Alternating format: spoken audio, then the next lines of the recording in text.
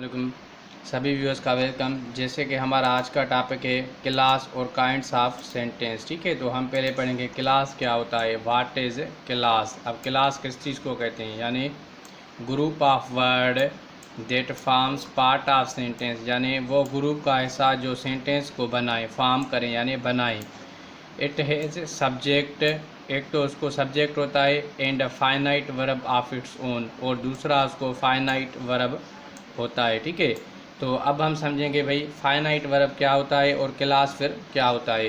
तो आगे चलते हैं। तो यानी देखिए क्लास के जो फाइनाइट वर्ब कौन से, यहाँ पे लिखा हुआ है फाइनाइट वर्ब। तो फाइनाइट वर्ब ये हम न्यूज़पेपर भी अंग्रेज़ी पर जान के पढ़ते हैं, एडिटोरियल जिसमें हम अंग्रेज़ी सीखते हैं। ठीक है, वहाँ पे भी फाइनाइट वर्ब को मैंने डिस्कस किया था, लेकिन जहाँ पे हम ग्रामर की सीरीज़ ले चल रहे हैं बेसिक से लेकर एडवांस तक, तो उसमें जो फाइनाइट वर्ब है वो क्या होता है। देखिए ये देखिए मिसाल के देखिए यहाँ पे अब क्लास में जो है फाइनाइट वर्ब कौन सा है, ये रन्स जो है ये फाइनाइट वर्ब है। ठीक है, ये फाइनाइट वर्ब है। ही रन्स वो खेलता है। अब देखिए वहाँ पे हमने क्या पढ़ा, एक तो सब्जेक्ट होना चाहिए और दूसरा क्या होना चाहिए, वर्ब होना चाहिए। ठीक है, एक तो सब्जेक्ट होना चाहिए, दूसरा वर्ब होना चाहिए। अभी देखिए ये एक सब्जेक्ट है ही, और रन्स जो है ये वर्ब, यानी वो दौड़ता है। ठीक है, अभी देखिए यहाँ पे मिसाल के तौर पर दे लिखा हुआ था, जिस तरह से यहाँ पे भाई दे, और हम लिखेंगे भाई रन, RUN। अब देखिए फाइनाइट वर्ब जो है सब्जेक्ट से कंट्रोल होगा, दे के बाद रन आएगा, रन्स नहीं आएगा, और ही के साथ रन्स आता है। यहाँ पे देखिए एस आई हुई है, तो जो सब्जेक्ट से कंट्रोल हो उसको कहते हैं फाइनाइट वर्ब। ठीक है, और दूसरा होता है नॉन फाइनाइट वर्ब। जब नॉन फाइनाइट वर्ब आगे आएगा तो हम उसको भी डिस्कस करेंगे। ठीक है, तो non finite verb they play. अब दे क्या है, सब्जेक्ट, यानी जो काम करता है। दे प्ले वो खेलते हैं, यानी कौन खेलता है, वो खेलते हैं। तो सब्जेक्ट कौन बन रहा है, दे बन रहा है। ठीक है, इसी तरह से शी सिट्स वो बैठती है। अब सिट्स यानी शी सब्जेक्ट है और सिट जो है ये वर्ब है। ठीक है, ये वर्ब है, यानी वो बैठती है। और अगर यहाँ पे मिसाल के तौर पर दे लिखा हुआ होता, जैसे कि शी है और यहाँ पे हम दे लिखा हुआ आता, तो फिर दे सिट होता, दे सिट्स नहीं होता। ठीक है, इसी को कहते हैं फाइनाइट वर्ब। यानी एक सब्जेक्ट होता है क्लास में, दूसरा जो होता है वर्ब होता है, उसको जो कहते हैं हम क्लास। ठीक है, तो आगे चलते हैं। अब देखिए काइंड्स ऑफ सेंटेंस। क्लास हमने समझ लिया, अब सेंटेंस के जो काइंड्स होते हैं, एग्जाम कितने होते हैं सेंटेंस के, जैसे सिंपल सेंटेंस है, कॉम्प्लेक्स सेंटेंस है, कंपाउंड सेंटेंस है। ठीक है, 3 फॉर्म्स होते हैं, एक सिंपल सेंटेंस, दूसरा कॉम्प्लेक्स सेंटेंस और तीसरा कंपाउंड सेंटेंस। ये 3 जो तो समझ रहे हैं, यानी simple sentence, complex sentence, compound sentence, ये तीनों जो है फॉर्म है इनके। तो अब डेफिनेशन की मदद से हम समझेंगे कि भाई सिंपल सेंटेंस किस तरह से बनता है और कॉम्प्लेक्स सेंटेंस किस तरह से बनता है। ठीक है, तो आगे चलते हैं। देखिए सिंपल सेंटेंस की डेफिनेशन क्या है। सिंपल सेंटेंस उसमें क्या होता है, which has only one finite verb, यानी एक तो उसमें फाइनाइट वर्ब होता है। फाइनाइट वर्ब हमने पढ़ा जो सब्जेक्ट से कंट्रोल हो, जैसे कि हमने ग्रामर पढ़ी है ना, और उसके ऊपर भी मैंने वीडियो बनाई है, अगर आप वो वीडियो देखेंगे तो आपको पता चल जाएगा। ठीक है, प्रेजेंट टेंस जो हमने पढ़ी थी उसमें मैंने आपको बताया था भाई ही रन्स, हम ऐसे लिखेंगे ना, ही रन्स या फिर ही प्लेज। अब यहाँ एस या ई एस देंगे। ठीक है, ही रन्स या फिर ही प्लेज। और अगर यही सेंटेंस हम दे में करेंगे मिसाल के तौर पर, इसका मतलब क्या हुआ, वो दौड़ वो दौड़ता है, ही वो दौड़ता है। ठीक है, कोई लड़का है मिसाल के तौर पर।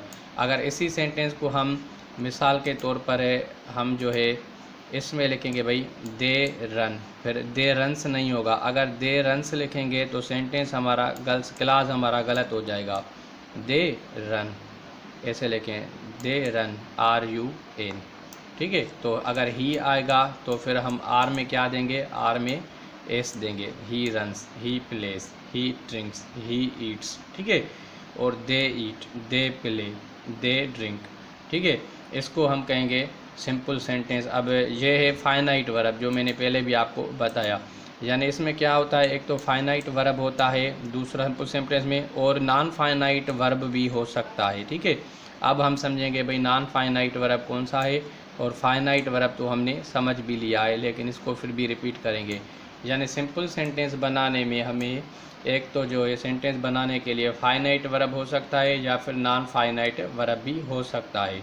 ठीक है, और क्लास जैसे हमने पढ़ा, इसमें क्या था, इसमें सब्जेक्ट सेंटेंस था और सब्जेक्ट था और फाइनाइट वर्ब था। ठीक है, यहाँ पे देखिए नॉन फाइनाइट नहीं लिखा हुआ है, यहाँ पे लिखा हुआ है एक तो यहाँ पे सब्जेक्ट होगा और दूसरा फाइनाइट वर्ब होगा।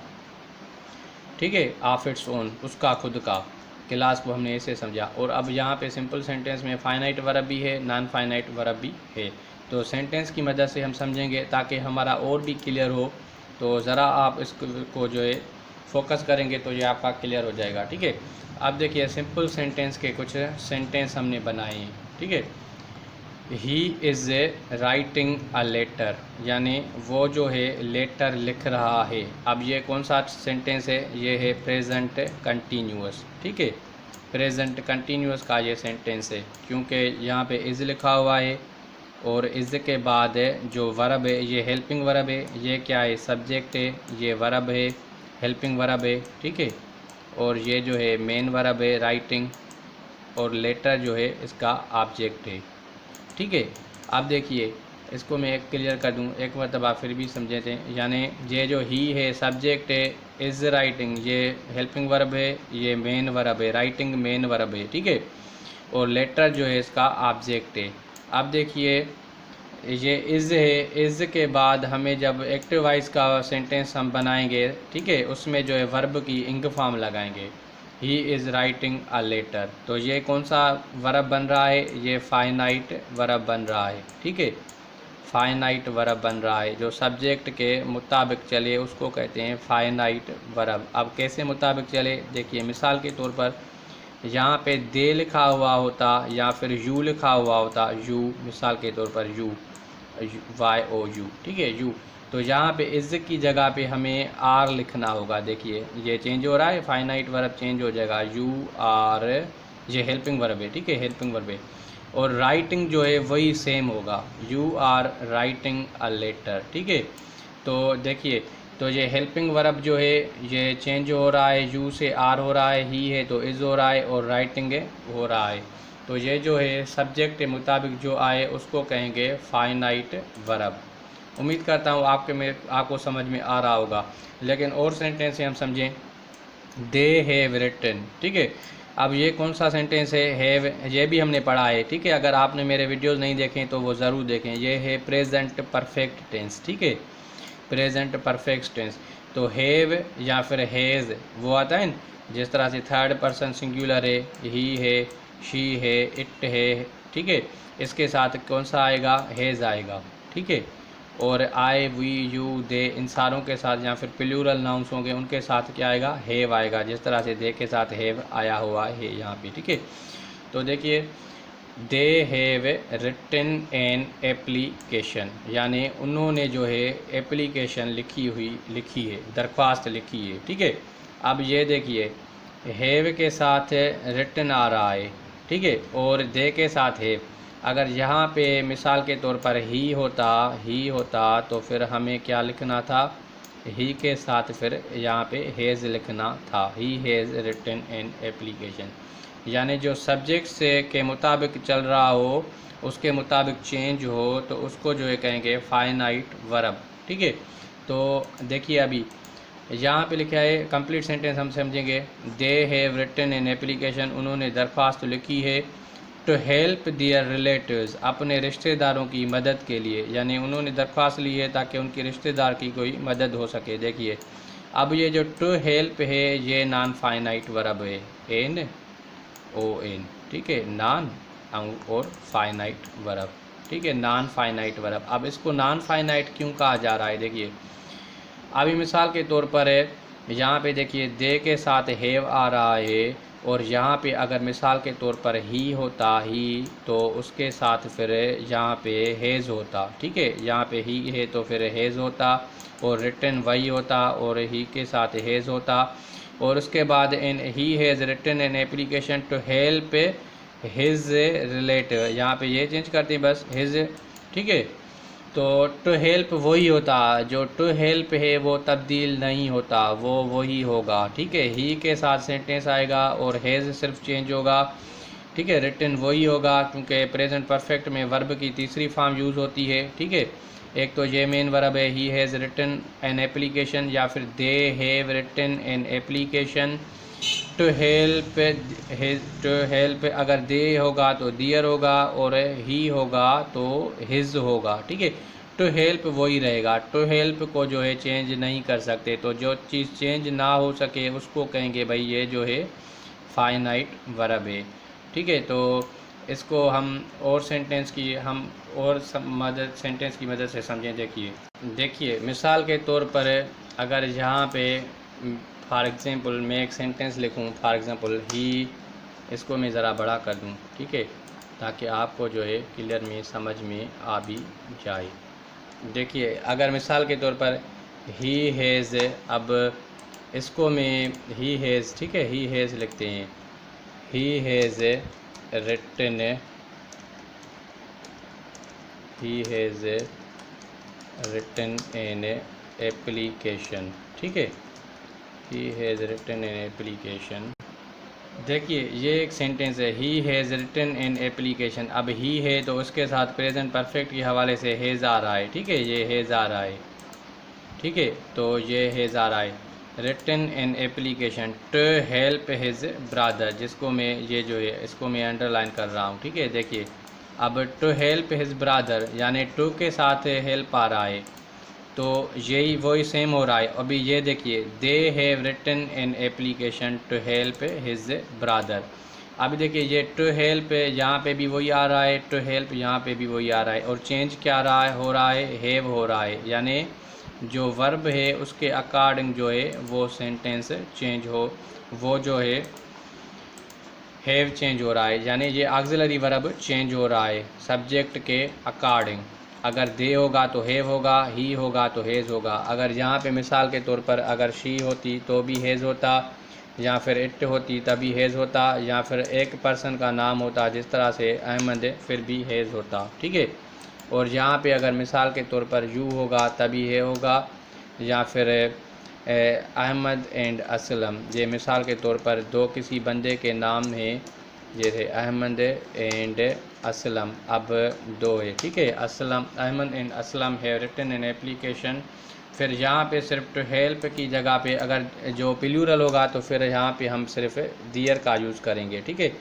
सिंगुलर होगा तो हिज यूज़ होगा, an application to help his brother, ये जो है सिंगुलर, ठीक है, हेल्प हिज ब्रदर, ठीक है, सिंगुलर है। और अगर जो प्लूरल होगा तो फिर हम यहाँ पे लिखेंगे दियर ब्रदर, ठीक है, दियर ब्रदर, ठीक है, यानी फिर ये हिज हम नहीं लिखेंगे, ठीक है, ये आ रहा, यानी देखिए ये हैव आ रहा है और टू हेल्प वही हो रहा है, और यहाँ पे टू हेल्प वही हो रहा है, यानी ये जो है जो चीज़ वही रहे, जो वर्ब वही रहे, सब्जेक्ट के मुताबिक तब्दील ना हो, तो उसको जो है नॉन फाइनाइट फाइनाइट। अब ये कौन सा है, ये जो है फाइनाइट वर्ब है, ठीक है, ये देख ये क्या हो गया, फाइनाइट वर्ब, फाइनाइट वर्ब, ठीक है। और ये कौन सा हो गया, ये हो गया नॉन फाइनाइट वर्ब, नॉन और फाइनाइट वर्ब, समझ गए। यानी ये जो है नॉन फाइनाइट वर्ब है और ये जो है फाइनाइट वर्ब है। अब कौन सा फाइनाइट वर्ब है, ये रिटन फाइनाइट वर्ब है, ये हैज़ जो है, ठीक है। अब मैं ऑक्सिलरी वर्ब तो, और ये जो टू हेल्प है ये नॉन फाइनाइट वर्ब है, और ये टू हेल्प ये जो है ये नॉन फाइनाइट वर्ब है। अब इनमें से जो ऑक्सिलरी वर्ब है ये फाइनाइट वर्ब का किरदार अदा कर रहा है, हैव रिटन हो रहा है और यहाँ पे भी हैज़ रिटन हो रहा है, ठीक है। तो ये नहीं समझ लीजिएगा कि ये फाइनाइट वर्ब है, ये मैं इसके लिए लिखूँगा तो फिर ये नॉन फाइनाइट वर्ब होगा टू हेल्प, समझ गए। तो उम्मीद करता हूँ आपको ये चीज़ समझ में आ गई होगी, ठीक है। दोनों में फाइनाइट वर्ब भी है, दोनों में नॉन फाइनाइट वर्ब भी है और फाइनाइट वर्ब भी है, ठीक है। तो फाइनाइट वर्ब और नॉन फाइनाइट का वर्ब का आपको कॉन्सेप्ट समझ में आ गया होगा। जैसे और सेंटेंस है हम समझे, सिंपल और सेंटेंस बनाए। मिसाल के तौर पर ही ट्राइज टू प्ले, ठीक है, दे ट्राई टू प्ले। अब इसे हम क्लियर समझेंगे। मिसाल के तौर पर देखिए, आप देखिए टू प्ले जो है ये कौन सा है, टू प्ले जो है नॉन फाइनाइट वर्ब है, ठीक है, और ये ट्राइज जो है ये फाइनाइट वर्ब है। ये कौन सा वर्ब है, फाइनाइट वर्ब है, ठीक है। और यहाँ पे देखिए क्योंकि ही के साथ ट्राइज हो रहा है और दे के साथ ट्राई हो रहा है, यानी ये ट्राई वर्ब है, सिंगुलर, ये सब थर्ड पर्सन सिंगुलर है, ही उसके साथ ट्राइज होगा। हमने पढ़ा इन प्रेजेंट सिंपल टेंस में, तो वो वीडियो आप ज़रूर देखें, ठीक है। तो दे के साथ भी ट्राई हो रहा है, लेकिन टू प्ले वही हो रहा है, दोनों के साथ टू प्ले वही हो रहा है, देखिए, ठीक है। टू प्ले जो है यहाँ पे भी टू प्ले है और यहाँ पे भी टू प्ले है, ठीक है। तो जो टू प्ले है वो जो है नॉन फाइनाइट वर्ब है, और जो ट्राइज है ये फाइनाइट वर्ब है। तो उम्मीद करता हूँ अभी ये आपको फाइनाइट वर्ब और नॉन फाइनाइट वर्ब का कॉन्सेप्ट क्लियर हो गया होगा, ठीक है। कोई इतना मुश्किल भी ये नहीं है, समझ गए आप। तो ये फाइनाइट वर्ब है और ये जो है नॉन फाइनाइट वर्ब है, वो सेम ही आ रहा है। तो आगे चलते हैं, ठीक है। तो अभी आप समझ गए होंगे टू हेल्प जो है ये नॉन फाइनाइट वर्ब है। तो आगे चलते हैं, देखिए कॉम्प्लेक्स सेंटेंस फिर क्या होता है। कॉम्प्लेक्स सेंटेंस, अब कॉम्प्लेक्स सेंटेंस में क्या होता है, ये इसको भी हम डेफिनेशन की मदद से समझेंगे। Complex sentence consist of principal clause, यानी प्रिंसिपल या फिर main clause with one or more subordinate clauses, यानी प्रिंसिपल और मेन क्लास होता है, उसमें एक वन या फिर ज़्यादा सबऑर्डिनेट क्लासेस होंगे। तो सेंटेंस की मदद से हम समझेंगे। क्लास तो हमने पहले ही पढ़ा, जिसमें सब्जेक्ट और वर्ब हो, यानी वो ज़्यादा, एक से ज़्यादा भी हो सकते हैं, एक भी हो सकता है।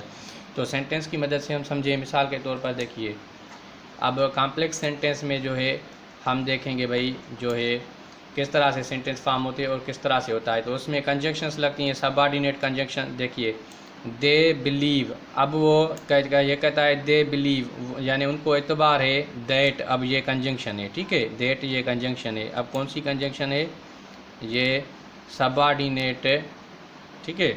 तो अभी देखिए that Ahmad is a good man, यानी अहमद एक अच्छा आदमी है। इसका मतलब है Ahmad is a good man, यानी दे बिलीव, वो एतबार करते हैं कि अहमद जो है एक अच्छा बंदा है, ठीक है। तो ये जो डेट आ रहा है ये जो है इससे ये जो है कॉम्प्लेक्स सेंटेंस बन रहा है। अभी और सेंटेंस की मदद से समझेंगे।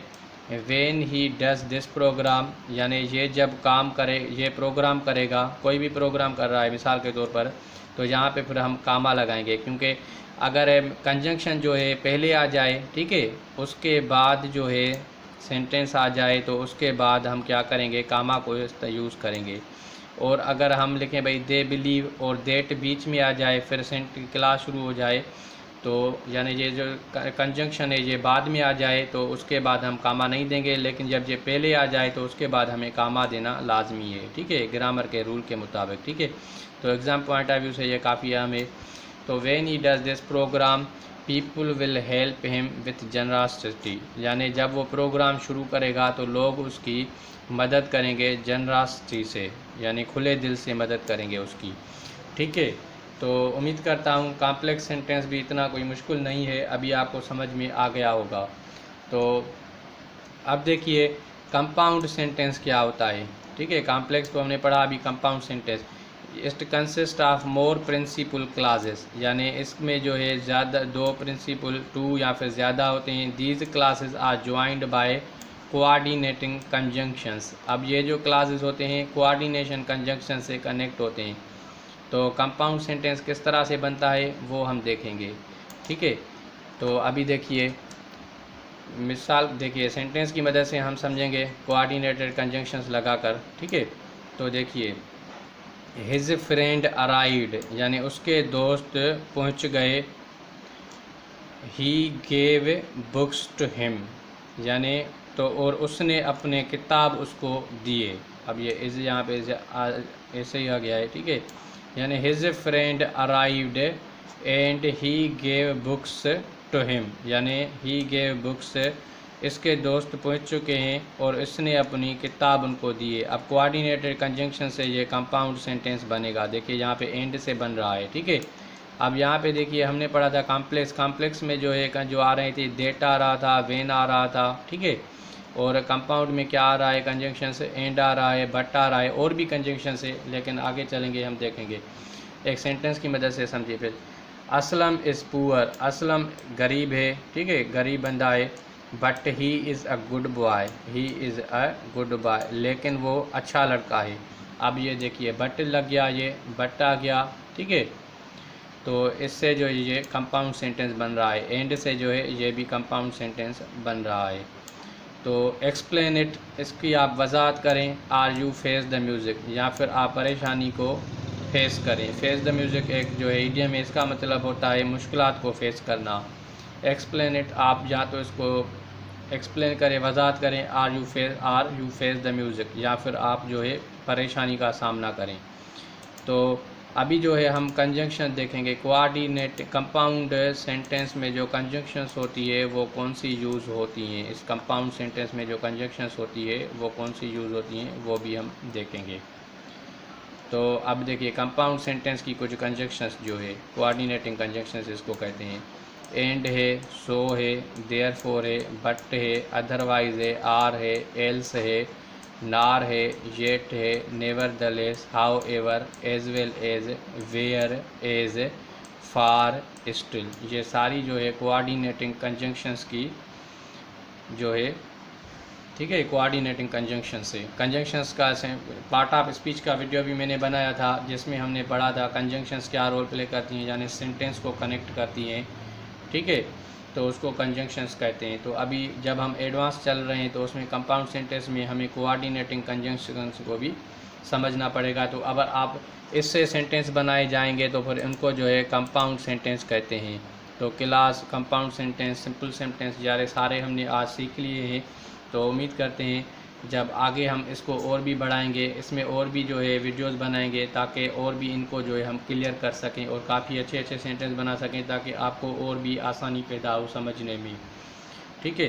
तो आज के लिए इतना। तो अगले वीडियो तक खुदा हाफिज़। और जो नए चैनल पे आए हैं वो ज़रूर चैनल को सब्सक्राइब करें, ताकि जब और वीडियोस बने तो उनका नोटिफिकेशन उनको मिल जाए।